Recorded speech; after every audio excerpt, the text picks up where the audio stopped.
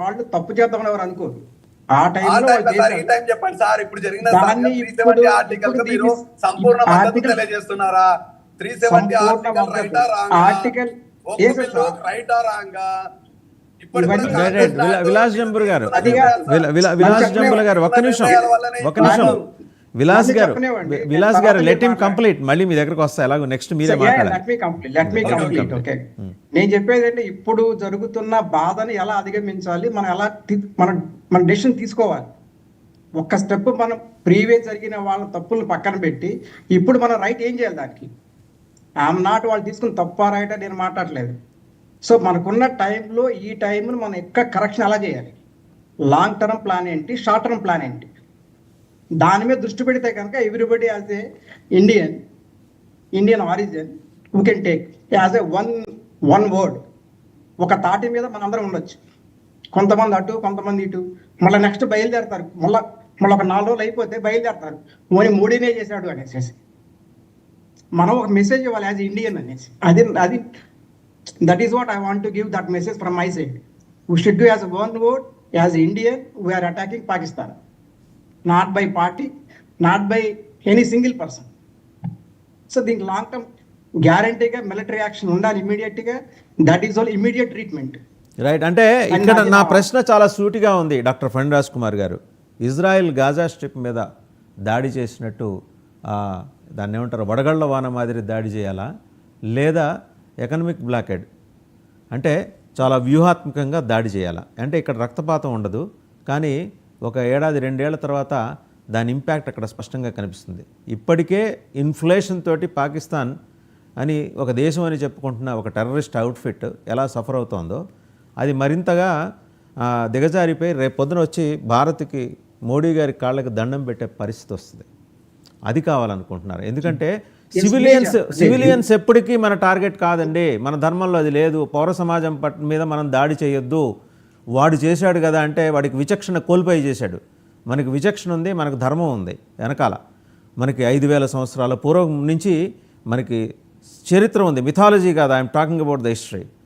So 800 ఏళ్ల పాటు ఎడారుల నుంచి వచ్చిన ఆటవికులు మనల్ని పరిపాలించినా మనం చాలా సహనంతో ఉన్నాం. తర్వాత 200 ఏళ్ల పాటు ఆధునిక ఆటవికులు పరిపాలించారు, సహనంతో ఉన్నాం. బట్ స్టిల్ మన ధర్మం అట్లా నిలబడి ఉంది, ఇంకా నిలబడి ఉంది. అందువల్ల సివిలియన్స్ మన టార్గెట్ ఎప్పటికీ కాదు. సాటి ఫ్రెండ్ నాకు ఇస్లామాబాద్ నుంచి ఫోన్ చేస్తే ఈ 2 రోజులు నాకు ఒక ముద్ద తినలేకపోయాను. అతను మొత్తం వేరే కావచ్చు. అది ఇప్పుడు ఒకే రోగానికి మందులు మారుతూ వస్తున్నాయి. చూసుకుంటే అప్పటి నుంచి కూడా ఇప్పుడు ఇది ఆయుర్వేదిక్ నుంచి కూడా చూసుకుంటూ వస్తుంటే ఇయర్స్ ఇప్పటి నుంచి కూడా ఎన్ని మందులు మారుతూ వస్తున్నాయి. అట్లాగే దీనికి కూడా ఒక ట్రస్ట్ మందు మార్చాలి. మనం ఎప్పుడు ఒకేలాగా ఉంటాము, శాంతి మాట అంటే కుదరదు. మందుగుండి సామాగ్రి లేకపోతే ఎకనామిక్ బ్లాకెడా, అది నేను అడిగేది. అదే లాంగ్ టర్మ్ షార్ట్ అని చెప్తున్నాను. లాంగ్ టర్మ్ ఉండాలి, షార్ట్ టర్మ్. మీరు చెప్పింది ఎకనామిక్ బ్లాకేజీ, ఈ యొక్క సింధు జల ఆపటాలు ఇవన్నీ long term. Switch in switch out కాదు అది. It will take long time. అది అట్లా కూర్చున్నాం అనుకోండి, ఇట్లా సేమ్ ఇదే డిస్కషన్స్ మనం చాలా కాలం మనకి అటాక్ చేస్తున్నారు, మనం కాదు. సీజన్ బిగ్ బాస్ సీజన్ మారుతున్నట్టే ఇప్పుడు సీజన్ మారింది. ఇప్పుడే మీరే అన్నారు కదా మందు మారాలని. మందు మారుతుంది, ఎలా మార్చాలని ఆ కూర్చే వ్యక్తులు ఇద్దరు అక్కడ కూర్చున్నారు, వాళ్ళు చేస్తున్నారు. ఇంకో 4-5 నిపుణులతో కలిసి. మళ్ళీ మీ దగ్గరకు వస్తాను. ఒకసారి విలాస్ గారి దగ్గరికి వెళ్ళే ముందు సయ్యద్ హఫీజ్ అనే ఒక వికృత మృగం ఏం మాట్లాడింది ఒకసారి చూద్దాం. Just 20 seconds. Syed Hafiz PCR. Right. Syed Hafiz ఏం మాట్లాడాడో ఆయన అతన్ని చూసే ముందు నేను చెప్తా. మీరు మాకు నీళ్ళు ఆపితే మీ శ్వాస మేము ఆపుతాం. అతను ప్రాడిగల్ సన్ ఆఫ్ పాకిస్తాన్ అనే ఒక టెర్రరిస్ట్ అవుట్ఫిట్కి. సరే, అక్కడ పుట్టినప్పుడు ఆ సాయిల్లో ఏ విత్తనం ఉంటుందో దాని ఫ్లేవరే వస్తుంది బయటికి. అతను మాట్లాడింది ఏంటి? అతని మాటల్లో భయం చాలా స్పష్టంగా కనిపించింది. అమ్మో, మా ప్రాంతం అంతా ఇక ఎడారిగా మారిపోతుందేమని. పక్క వాళ్ళ ప్రాణాలు తీయటానికి ఎగబడి తెగబడి దూకుతూ వచ్చిన వాళ్ళకి తెలీదా? అండ్ ఆయన బయట ప్లే చేసే లోపల మీకు ఇంకో విషయం చెప్తాను విలాస్ జంబుల గారు. టాప్ సోర్సెస్ నుంచి వస్తున్న ఇన్ఫర్మేషన్ ఏంటంటే హైదరాబాద్లో ఉన్న, మీకు హైదరాబాద్ మీద సమగ్రమైన అవగాహన ఉంది కాబట్టి చెప్తున్నా, డబీర్పుర, కిషన్ బాగ్, బిఎన్ రెడ్డి నగర్, ఓల్డ్ మలక్పేట్, సంతోష్ నగర్, ఈ 5టికి ఆ 7గురిలో ఒకటి దగ్గర నుంచి టెలిఫోన్ కాల్స్ వెళ్ళినాయి.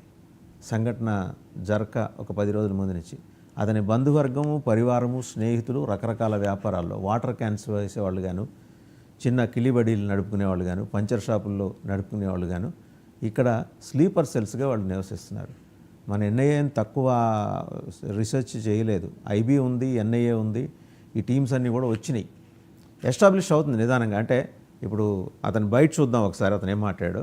నెక్స్ట్ మీ దగ్గరకు వస్తాం. बंद करेंगे अगर तू पानी बंद करेगा इंशाअल्लाह हम तेरी सांस बंद करेंगे इन दरियाओं में फिर खून बहेगा अगर तू पानी बंद करेगा इंशाअल्लाह हम तेरी सांस बंद करेंगे इन दरियाओं में फिर खून మృగాన్ని నుంచోబెట్టి ప్యాంటు షర్టు వేస్తే ఎలా మాట్లాడుతుందో అలాగే మాట్లాడాడు విలాస్ గారు.